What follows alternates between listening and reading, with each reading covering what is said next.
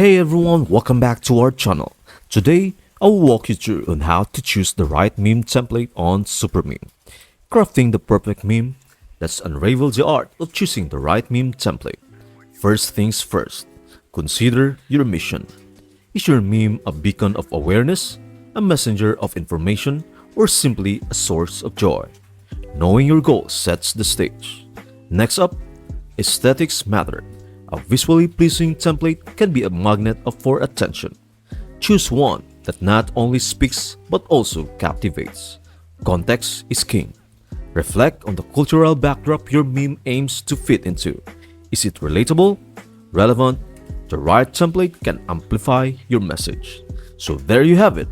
Picking the perfect meme template involves considering the task, the visual allure, and the cultural resonance.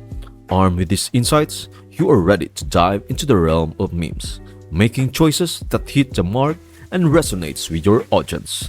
Craft away and let your memes work their magic. That's it.